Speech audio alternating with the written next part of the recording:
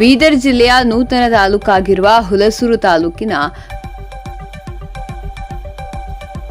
ಪ್ರತಿಷ್ಠಿತ ಶಿಕ್ಷಣ ಸಂಸ್ಥೆಯಾಗಿರುವ ಇಕ್ಬಾಲ್ ಪಟೇಲ್ ಶಿಕ್ಷಣ ಸಂಸ್ಥೆ ಅಡಿಯಲ್ಲಿ ನಡೆಯುತ್ತಿರುವ ಇಕ್ಬಾಲ್ ಪಟೇಲ್ ಪ್ರೌಢಶಾಲೆಯ ಮಕ್ಕಳು ಇಂದು ಹೋಬಳಿ ಮಟ್ಟದ ಕ್ರೀಡಾಕೂಟದಲ್ಲಿ ಹುಡುಗರು ಕಬಡ್ಡಿಯಲ್ಲಿ ಪ್ರಥಮ ಸ್ಥಾನ ಗಳಿಸಿ ಹುಡುಗಿಯರು ಕಬಡ್ಡಿಯಲ್ಲಿ ದ್ವಿತೀಯ ಸ್ಥಾನ ಗಳಿಸಿದ್ದಾರೆ. 800 ಮೀಟರ್ ರನ್ನಿಂಗ್ನಲ್ಲಿ ಇಕ್ಬಾಲ್ ಪಟೇಲ್ ಶಾಲೆ ವಿದ್ಯಾರ್ಥಿನಿ ಪ್ರಥಮ ಸ್ಥಾನ ಗಳಿಸಿ ಮತ್ತು 200 ಮೀಟರ್ ರನ್ನಿಂಗ್ ಔಟ್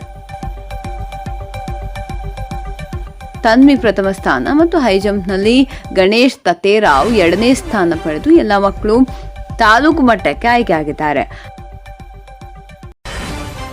ಆದ್ದರಿಂದ ಶಿಕ್ಷಣ ಸಂಸ್ಥೆಯ ಆಡಳಿತ ಮಂಡಳಿಯವರು, ಪ್ರಾಚಾರ್ಯರು, ಮುಖ್ಯ ಗುರುಗಳು, ಶ್ರಮಿಸಿದ ಎಲ್ಲ ದೈಹಿಕ ಶಿಕ್ಷಕರು ಮತ್ತು ಅಧ್ಯಕ್ಷರಾದ ಫಯಾಜ್ ಪಟೇಲ್ ನಮ್ಮ ಶಾಲೆಯ ಮಕ್ಕಳು ರಾಷ್ಟ್ರ ಮಟ್ಟಕ್ಕೆ ಮತ್ತು ವಿಭಾಗ ಮಟ್ಟಕ್ಕೆ ಆಯ್ಕೆ ಆಗಲೆಂದು ಹರ್ಷ ವ್ಯಕ್ತಪಡಿಸಿದ್ದಾರೆ. ಸುಪ್ರಭಾತ ನ್ಯೂಸ್, ಹುಲಸೂರು.